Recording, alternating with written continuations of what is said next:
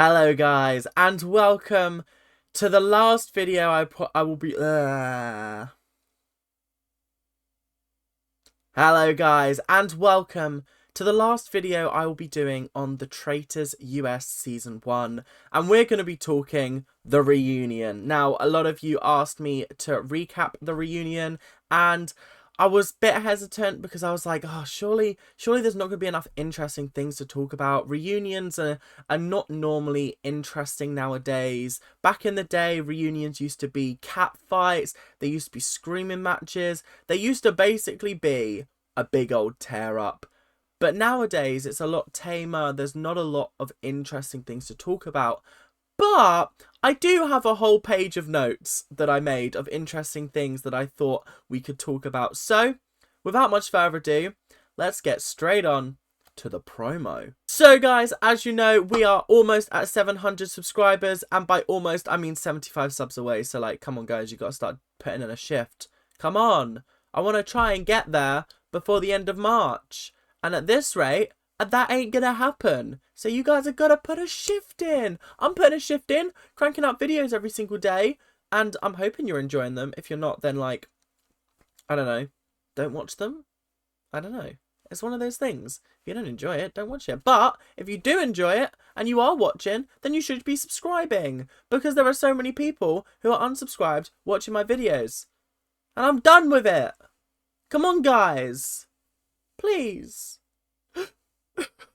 So, first of all, we are going to talk about just a couple of intro points. Andy Cohen was hosting for some reason. I don't know why Allan Cumming wasn't. It felt like a really weird choice, and I thought he was a decent host, but like I had no connection to him. It's not like it would be weird if like Alison Hammond randomly started hosting the Traitors UK reunion instead of Claudia. It's like, what's going on here? And then we found out that apparently everybody's pregnant or has had babies. Kate's pregnant. Andy's had a baby. Ryan's had a baby. And Quentin's also had a baby. Or I think Ryan might be pregnant. Ryan's missus might be pregnant, I think is what it is. But it was just a little bit weird. And I was like, whoa, so many people are pregnant. This is crazy. So yeah, I thought it was actually quite an interesting start. And then we're going to get into how some people felt about the situations. So first of all, I'm going to talk about Stephanie and how she felt like she was a little bit slighted by Arie, and how they came in with a pact, and obviously Steph didn't really feel like Arie advocated for her as much as she possibly could, because obviously she got murdered at the end of the day. And Arie was basically like, yo, I kept you around as long as I could, but then you became a problem for Christian, and it became harder for me to back you. And then Stephanie was like, you haven't even spoken to me since all this happened. And I always find that so awkward and so uncomfortable when like you watch a reality show and people are like quite close, and then like afterwards they're like, oh, have you spoken to each other since? And they're like, no. It's like, what do you mean? That's crazy behaviour. Speaking on the same subject, Arie was asked was she tempted to give her prize money away, and she went, no, not at all. I think she's under the opinion that she won fair and square, and we'll get more onto that later because that's a big topic that I wanted to talk about a little bit later. But I kind of agree with her. You shouldn't have to share your prize money, because at the end of the day, it's your prize money. Okay, so it's time to talk about some preconceptions before people went into the house. Shelby went into the house really liking Rachel, but then wound up not liking her throughout the process, but is actually quite good with her now, I think is what she was saying. She said that she had a little bit of a rivalry with Rachel, a little bit of a tete-a-tete at times. And I also found it interesting that Angelica was saying that she basically didn't like Arie at all before the show started. So when she saw him, she was like, ugh, not this guy.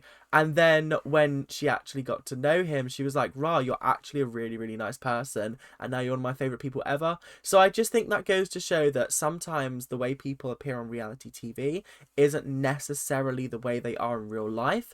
And I think it's an important message because sometimes people can judge other people's personalities far too quickly based on just what we see on TV. And I think it's probably a good thing that she put that message out there, because I don't think anybody came across as unlikable or bad this series. Not so much as like Australia season 2. Like, there's no one that I hated in this series. Same with the UK versions, to be fair. Was I rooting for Wilf to fail? Absolutely. Was I rooting for Paul to fail? Absolutely. But, like, I didn't hate them because they did play quite a good game. Whereas the less said about Sam, the better. Anyway, moving on. So, I'm going to talk a little bit about Christian. Christian got a lot of screen time in this reunion. Speaking of, some people didn't get any screen time. I don't think Azra spoke once. I don't think Amanda spoke once. That was about it. Brandy and Reza weren't even there. So it was just a bit like, it was just a bit awkward because it did just feel like the same people were talking backwards and forwards, which is absolutely fine because, let's be honest, the people that were talking were the ones that made the series. But it also did feel like there were some times where I was like, oh, we haven't heard from this person, like, at all. But then obviously they probably didn't have much to add to the situation.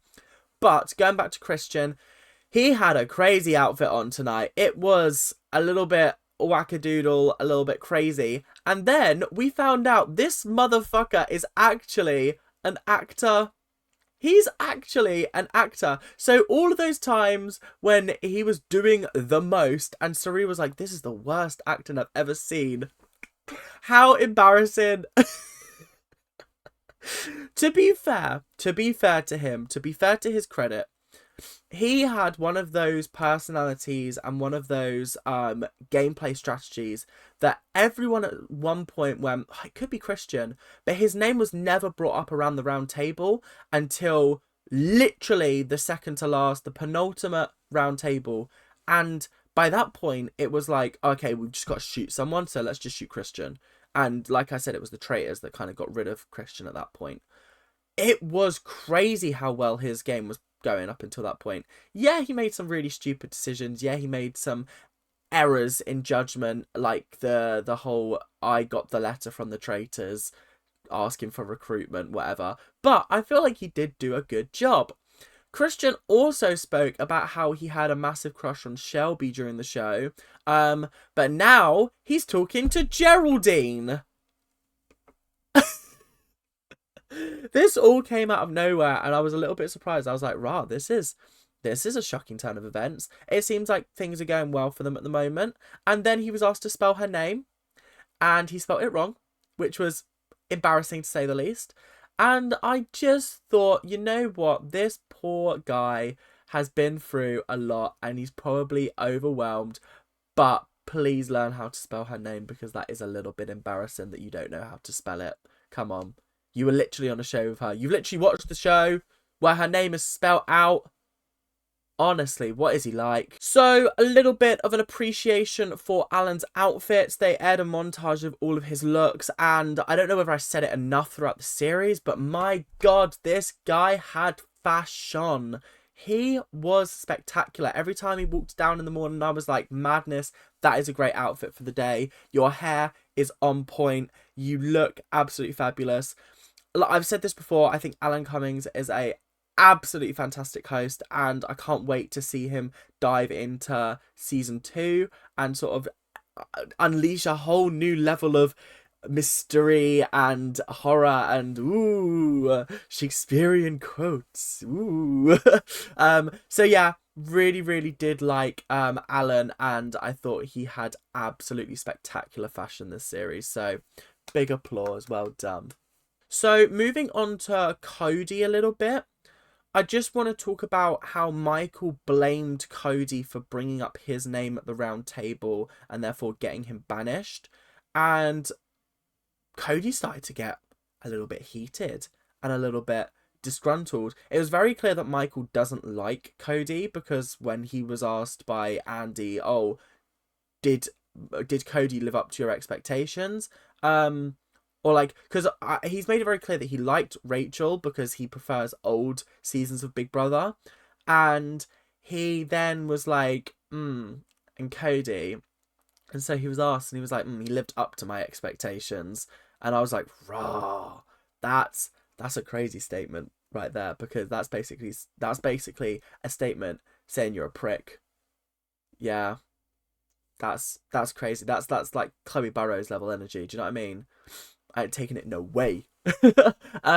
But on the whole, I thought Cody's sort of demeanor in this whole reunion very hostile. It was a little bit uncomfortable to watch at times, because whenever somebody sort of like was like, "Oh, well, no, this," he'd be like, "Oh no, no," and like we'll get more into that a little bit later, because that kind of links to what I want to talk about with Arie. But I think it's important to note that he's just got a very weird attitude. I'm working my way through the Big Brother series, so I'm interested to see how he played his series, because I was under the impression he won, and to win Big Brother US, you got to be a little bit cutthroat. And it just seems like he was advocating against that. And then Rachel was like, yeah, I knew it was Cody from the start. And I was a little bit upset that you were throwing my name out. And Cody was like, well, yeah, of course I was throwing your name out, because like, otherwise my name was getting thrown out. It was you or me, and you leaving the game was better for my game in the long run. Yeah, I don't know. Cody just felt really off and uncomfortable throughout this whole reunion. It was a bit jarring and a bit weird, I won't lie. So, we're going to talk about Kate and her gameplay. That was a big section of the reunion. Her gameplay was described as half stupid, half genius, because essentially her gameplay was essentially do the least, become target number one, and then be so obvious that people are like, surely can't be her.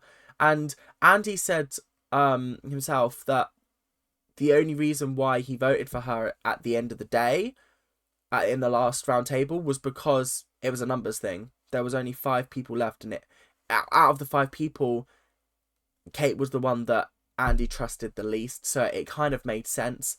As for sort of what she thought on the situation, Kate herself, she said basically, I really didn't want to win money for Traitors. As soon as I got in there, I was under the impression, because she was asked like, why did you say yes to this? And she was like, I was under the impression we were going to a Scottish castle and we were playing a social game. We were going to be playing like a social deception game. I didn't realise there was going to be physical challenges in this. I didn't want to do physical challenges. Oh, it's so funny. I think the barrel one was the one that broke the camel's back, or whatever, the straw that broke the camel's back, that one. Because there was no way I would be caught dead pushing barrels up a hill. I'd probably be carrying the little ones like Kate did. But then when she started chucking them, absolutely hysterical. You literally can't make it up. It was so funny. And I think that's a testament to her as a person, because she was essentially the most entertaining person in the series. The fact that she made it all the way to the finale was a joke, first of all. And she was basically like, oh, I wanted to win my way, which was essentially being taken out of the game. I wanted a win for me was to leave the game, which I found absolutely hysterical. And then when she was asked, what do you think of Rachel's looks? She went, they're enthusiastic. Tough. I don't know whether I included it in my review of the episode, but when she called out Rachel's judgment because she wore that outfit, I was gobsmacked. Literally, I think I smacked my mouth. It was so funny. And Kate, you're not going to be watching these, but if you are, big love to you. Would love to interview you and get your opinions, but like, obviously I don't think that's going to happen. But like, yeah, big love to you. Hearts. Can't wait to see you on US2, apparently. Apparently she turns up. What's going on there? I'm wondering if is it a guest thing? Does she come back for like a mission or something? That'd be quite cool. I'd be interested. Definitely. So it's time to talk about the whole ending debacle. And Arie essentially was asked, why did you become a traitor? And he was like, well, I did the maths. I worked out that there was 3 round tables left, which meant that there were 3 chances to be murdered, essentially. So if I chose to be a traitor, that immediately made me immune from half of the eliminations of the game. Which I was like, actually, that's a really interesting way of thinking about it. He's done the maths in his head, and he's like, actually, if I can just survive 3 round tables, which I've already survived like 5, then I will be able to make it to the end, and no one's suspicious of me. So that would be a good strategy. And then he was like, they were like, oh, who were you expecting to see? Because you were really shocked to see Christian and Arie. And he went, deadass, I thought it was going to be Quentin and Kate. I really thought it was going to be Quentin and Kate. And I was like, that is a crazy duo that I would not have expected to be someone's picks for traitors. That's interesting, I gotta say. And then later on, I think this is when Cody called out Arie for backstabbing Arie at the end. And Arie went, I didn't backstab anybody. I played the game. And Rachel agreed with her. Like, there were a decent amount of people that were like, actually no, what Arie did was just playing the game. Like, it was like, was it nice? No, but it was the game at the end of the day. She was made a traitor and she wanted to make it to the end on her own. And this is when it got a little bit heated and a little bit tense and a little bit uncomfortable to watch, because like, Cody's accusing her of backstabbing, she's trying to defend herself, Rachel's chiming in, Kate's chiming in, and then it just gets really, really messy and uncomfortable. And then what happens is Arie basically goes, well, actually, the reason why I got rid of Arie is because I didn't think he deserved the prize money. Which, let's unpack that, because I'm a big advocate for Arie, but I think she kind of, she didn't seem very likable in that moment. But I also understand what she said and why she said it and what she meant by it. Arie was only a traitor for 1 murder, which was essentially, 3 episodes? He came in episode 7, 8, 9, 10. At end of episode 7, remember. So 8, 9, 10. He never really had to experience the same level of sort of guilt, pressure, and sort of, I don't know, just complete and utter turmoil, I guess, in being a traitor. There were a lot of people that were like, oh, being faithful is hard, It isn't. I'm sorry, it isn't. The hardest thing you've got to do is work out who the traitors are and wonder if you're going to make it to breakfast. But even then, it's not that deep. As a traitor, you have to lie. You have to deceive, you have to essentially turn people on each other and make them believe that each other are traitors to protect your own back. It's a hard game being a traitor, and I think they were taking the piss when they tried to diminish that.